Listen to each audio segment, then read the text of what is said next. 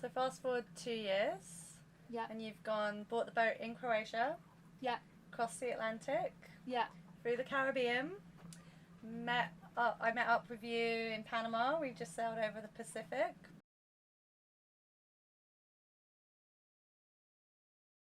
We are on Finding Avalon. We are in the Tuamotus. Mm-hmm. I've been on this boat with Xanthe now for 3 months, Xanthe and Jackson, and today is my last day. Can't believe it. And I will be sailing to Tahiti tomorrow. But I thought I'd sit down with you because the fact that you are 31, 32? I can't remember. Oh, 32. Yeah, 32. I just turned 32. Bought a boat, sold everything, have been sailing around the world, and you've actually like made a dream a reality. So that creaking noise is the anchor pulling because it's on a reef and we got a bit of wind, so sorry about that. Alexa's got to sail to Tahiti in 30 knots of wind, so that's going to be fun. Yeah. So yeah, tell me from the beginning how it all started. Yeah, well, let's backtrack to, must have been, so I've been at sea for a year now, and the dream was 2 years in the making. So 3 years ago, I met a lovely man called Jackson. We actually went on our first date, and we went to a dumpling bar, and we were just getting to know each other, and I asked him, you know, what his story was and what his hopes and dreams were, and he sold me this dream of buying a boat and sailing around the world. That's what he's wanted to do all his life, but his vision of it was more kind of with a wife and kids, because he just didn't really think that it was really possible for someone our age. So he was thinking it was like more of a retirement plan. Yeah, he's the most practical human being you'll ever meet. Because he was like, agree with me? Totally, and he was like 25 at the time. He was 24 when... Xanthe's a bit of a cradle snatcher. 24. Yeah. I was like, Guilty. how young is he? Yeah, so he was 24, and then so he's very practical and I'm more of a dreamer, so I think that's kind of it was a match made in heaven for this kind of thing, because I was just like, to hell with that, let's do it now. And yeah, why wait until you're like older and you can't use your body to do it? Exactly, yeah. And I was just raring to go. I was really, you know, I was 29, bored in my job, Saturn return, everything. Just all the stars were aligned for me to want to go and do something amazing. And little did I know that 6 months down the track we were still together. And then I just thought, well, I'm just going to push him now. We're going to do this. Buy a boat. Yeah, it's constantly just, come on, come on, you know you want to. And, so how long did you save? Like, what was the roadmap to making it happen? So it was probably, we've been together for about a year, and we obviously knew that we were kind of in it for the long haul, so that's when you start kind of planning ahead, isn't it? Like, oh, how many kids do you want? Do you want to get married? We didn't want any of that. We just wanted to get a boat. So him being really practical, he was like, oh, well, let's crunch the numbers and let's see whether this is possible. So we put our heads together, talked about, you know, our salaries. By the way, we both had really low salaries. Like, by no means did we earn the big bucks. So we just worked out what we were capable of doing with the salaries that we had, if we sold our cars, if we sold everything we owned. And we were actually really surprised to learn that we were in pretty good stead to set sail kind of 18 months from when we set the plan. So it was quite hard. We moved back in with the parents. That wasn't immediate. That was part of, so we basically put together a very austere plan. We moved into a really small apartment, shared it with one of our mates. So instead of, you know, having an apartment with a spare room and everything, we were sharing a room, had no spare room, little space. And yeah, we were the people in the supermarket with like the list and going through all the coupons and stuff, and you know, totting up all the numbers of what we were spending through each aisle, and had a really specific budget for food. If someone asked me if I wanted to go out for cocktails, I had to say no. But walks along the beach were for free. Going for a surf is for free, and actually it was really surprising how my friends were kind of buying into it and would stop asking if I wanted to go out for a drink and would actually kind of relish meeting up with me and going for a little Yeah. walk without buying coffee, anything. And it's amazing how we just don't need these things. Like, you don't need your stupid $5 coffee every morning. You just don't. You don't need a new pair of shoes every 3 months. Totally. The clothes that you already have are enough, turns out. And yeah, it was really nice kind of simplifying life. So fast forward 2 years. Yeah. And you've bought the boat in Croatia. Yeah. Crossed the Atlantic. Yeah. Through the Caribbean. I met up with you in Panama. We just sailed over the Pacific. And you can see all of these videos on her YouTube channel. I'll put all the links below. And yeah, so now what's it like camping at sea on a boat? What's life like? Literally camping at sea. That's exactly what it's like. It's very basic. You can't just go and plug your laptop in and think that you've got power for the whole day. You can't just go and have a really long hot shower. We've got water tanks, and when they run out, we've got to go and find water wherever that might be. We don't know where our next water tap's going to be, so every drop of water is precious, you know? Because this boat's different to some other boats. So some boats have like water makers where you can turn the salt water into drinking water, or generators, but then you're just like adding more and more money, right? So and maintenance as well. If you've got a spare $5,000, go and buy a water maker. But you've got to be there every day to make sure that they break so easily. You've got to use it every day for it to be maintained. So you can have a water maker and use your boat 6 months a year and expect to come back after 6 months and it be working. You can, but you have to pickle it.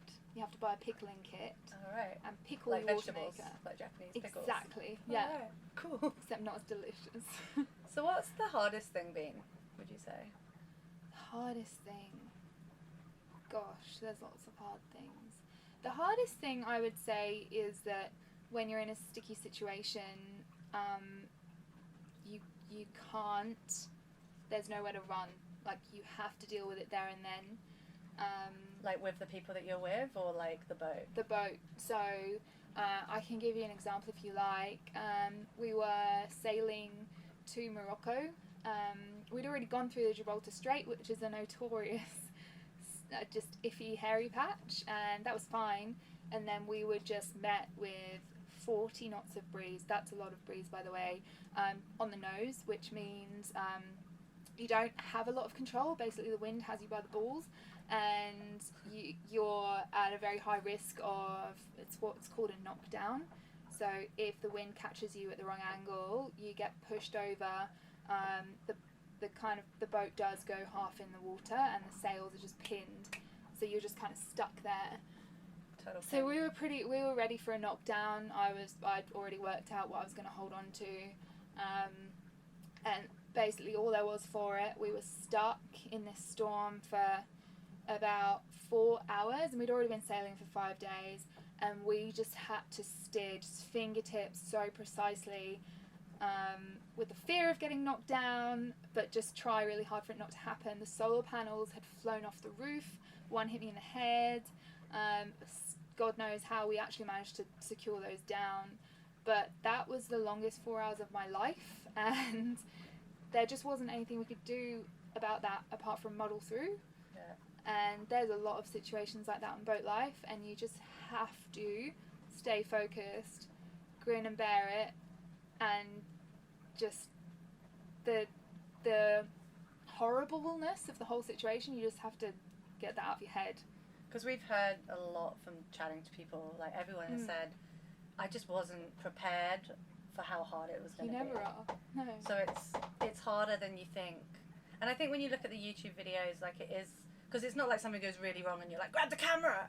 It's like you look at all of the YouTube sailing videos and it is like the shiny sunshine moments, but you know, there's really, you know, like when we were sailing on the Pacific, like the fucking mast came down. It got not bad. the mast, Oh God. the halyards and the mainsail came down, and you know, it was hard. It was really, really hard. And it's funny you bring that up, Alexa, because that exact example that I was talking about, on camera it never looks as bad as what it is in real life. The waves look so much smaller and you can't really depict the wind. And someone had actually commented on the video of that moment. I mean, I risked my life to pick up the camera in that moment. You have to understand that. And someone commented saying, oh, you know, you should remember that actual sailors watch these videos, and I know that you weren't in 40 knots of wind, so maybe you can just record the Windex so that you can prove that you're in that. And I'm just like, go away. I actually risked my life to pick up the camera in that moment.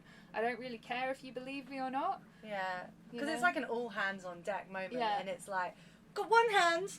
Yeah. Oh, let me just film the Windex. Our Windex was broken, wasn't it? For the entire crossing, so we didn't know how much wind we had. We just had to. Yeah, it started looking pretty bad. When you were diving this morning, it started working again. Oh, did it? Yeah, oh, it's God. actually So that's back good. to. Well, probably it's like 30 knots up there at the moment. Isn't Yeah, I it? think So it just got a kind of nudge. forced it back into working. So what about being on a boat with your partner? Like, because you can't get away. Like, we've had moments in our friendship, and you know, the three of us in the last month where you just can't get away, you know, and you can't. You got to talk it out. What's that like? Like, honestly, you can't even scratch your ass in private. Like, you stuck here. If I want to call my mum, I have to sit over there, and these two are in here, and you can't have a private conversation. So that does get really hard. I think if you really want to test your relationship, buy a boat and live on it, because honestly, back in Sydney when we lived in a house, if we had an argument or something, he could go and meet a friend, I could go for a surf or whatever, and we could just have some time out. If you're in the ocean, stuck on this little boat, that's not an option. So you have to hash it out, you have to talk it through, which is good. Some people banish people to the other guy to the tender, don't they? Like, you get one goes to the tender. Or one sits in front of the mast. We do have like a sitting in front of the mast rule. However, you've been here when that has been not abided by. I went and sat by the mast on our Pacific crossing, and Jackson stuck his head through the hatch and started talking to me. And I got really angry because I was like, this is my one moment I have to myself. But I think buying a boat, like from what I've learned, buying a boat, you are able to go to anywhere in the world if you're willing to time it and look at the winds. And the only limitations is really your tolerance for risk, I think. Like, I mean, you can go to Antarctica if you want, but some people aren't that risk tolerant. They don't want to avoid the ice. Yeah. You can wait for the right winds, and you can go anywhere. Like right now, we could sail upwind to Hawaii if we wanted to, or we can keep going south to Tahiti, or we could go back to Panama if we really, you know. Yeah, it depends what you're willing to put up with. Yeah, it's pretty incredible, but it is a lot of work. So what advice would you give to somebody that is thinking? You know, you guys gave me loads of good advice last night because I'm thinking of buying a boat. So what advice would you give to someone like that's looking to do exactly the same thing as you? Quit their job, buy a boat, and live on it and travel the world. Yeah, I have a lot to say on that matter, but I'll say the main salient points. Honestly, the main thing, a lot of people ask me, you know, how can I do what you do? It wasn't easy, that's the thing. Like, I'm sure we've made it look easy. It was so tough. It was so tough saving. It was so tough actually buying the boat. It was scary. I mean, selling everything. All our money is tied up in this boat. But if you really, really, really want to do it, don't let anything stop you. That was the main thing. We were so hell-bent on doing this that we didn't care how hard it was. And in 2 years flew by, and then we got there and we couldn't believe that we were there. And honestly, don't wait too long. I mean, you've got a friend, haven't you, who's fixing up his boat, and been doing it for a few years now. And it could be 10 years. It could be 10 years. Hurry up and finish your boat, Ian. Yeah, it happens to a lot of people. Yeah, they say, I've heard a lot of people say, just go. Just go. And fix the other stuff on the way. Because otherwise you'll just be in the boatyard, like, opening one thing and finding another thing to fix. Yeah. We were in the boatyard for a month, and I can tell you now, we could still be there now. It never stops. There's always a tweak you can keep doing. The thing that got us out of there really was we were on a very defined tight budget. We're not really earning money as we go, so we have to stick to that. If money was no object, we would still be in the boatyard. I can tell you that now. We were really clever when we negotiated the price of the boat. We asked them to throw in a month's marina fees. Yeah, so you marina were fees pressured. are expensive. Yeah. So that I'm talking thousands. That was thousands of dollars of that we saved. So we managed to stay in the marina for free for a month, and that's how long we gave ourselves to kit the boat out. And then we did the rest the beauty of it is you can do it as you go. We did the main stuff that you have to do when the boat's out in the water, or you need to be connected to power all the time, or you need a lot of water for. And then all the rest, like electrical stuff, we just did on the go. Tinkering as you go. Tinkering as you go, yeah. And what's been really cool is seeing, like, you think that sailing's like lots of old people, right? Like it's the retired club. Like my dad, who's still in the Med. Dad, also. Come to the South John. Pacific. Come on. John. Look at it. Leave the Mediterranean. Yeah, so there's been an overwhelming amount of young people doing this. Yeah. And it's brilliant. Yeah, it is amazing how everywhere we've gone, we've met people our age doing the same thing. And because it is a tough environment and it's a big thing to have in common and we're all connected with the ocean, it's amazing how quickly you form a bond. Like, we've got best friends all over this anchorage. Yeah. Yeah, it's great. Yeah. And, you know, from 20, you know, Jackson's the youngest, 28, through to 35, I guess I'm the oldest in our we've group. met younger than us. We've met like 25-year-olds doing Yeah, there was those Swiss. Were they Swiss? He was 22. Bunch of kids. Yeah. Remember them? Yeah. 22-year-old captain. Danish, yeah. Danish, that was it. And they're not the first young'uns we've met. We've met loads of kiddies like that. So Amazing. Yeah. So yeah, I think it's, and I think the older generations that are here are surprised by that as well. You know.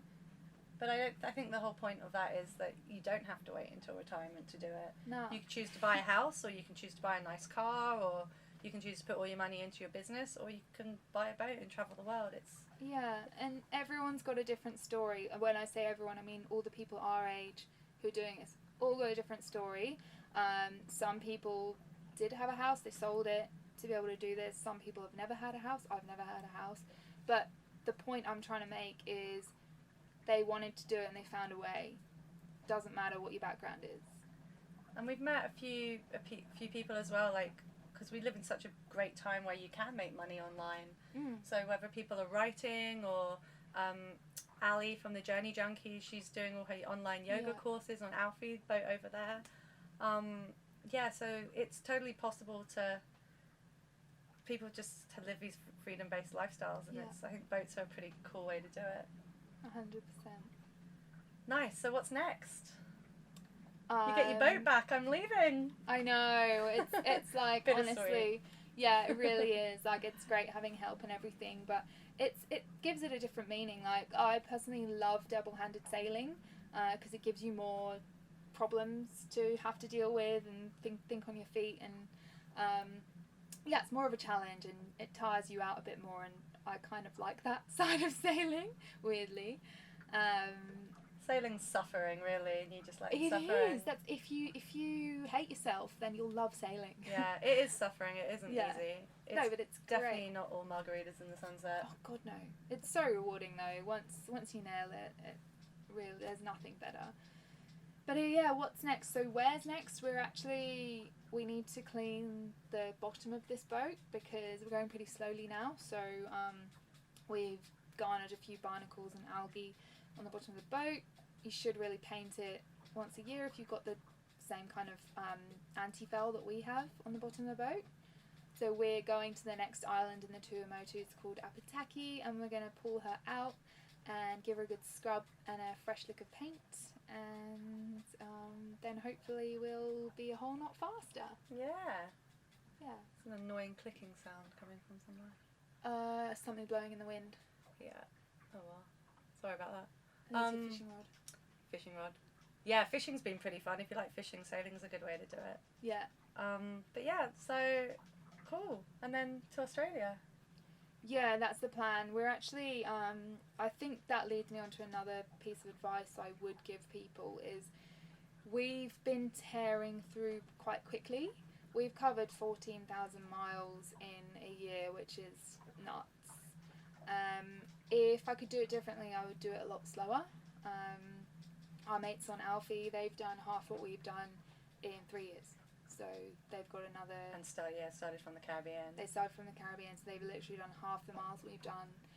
And yeah, they're doing a circ in 4 years. So they've been doing this for 2.5 years actually. And they've still got a bit to go. And I think that's a nicer way of doing it because you get to really enjoy places. Whereas, yeah, I think quality over quantity. I've definitely learned quite quickly that just zooming into as many places as possible is half as enjoyable as going somewhere cool and spending a whole month there. Yeah, totally. And really learning the place. And then getting to know the people as well in different areas and going on land and exploring it. You can be kind of stuck to your boat a little bit. I think it's good. My advice would be like to go somewhere and have the confidence to go to land and chat to people and explore things and like it's pretty cool the different you just sail like a day and it's completely different language, completely different customs, people that completely amazing. different. It's everywhere we've experienced that in the Caribbean. Every island is so vastly different languages, and then here even more so. But yeah, we're gonna rip over to Australia in the space of 6 months from now, and we'll be there for Christmas, spend Christmas with our families, and then we'll work out what we're doing from there. If we sell the boat, then great.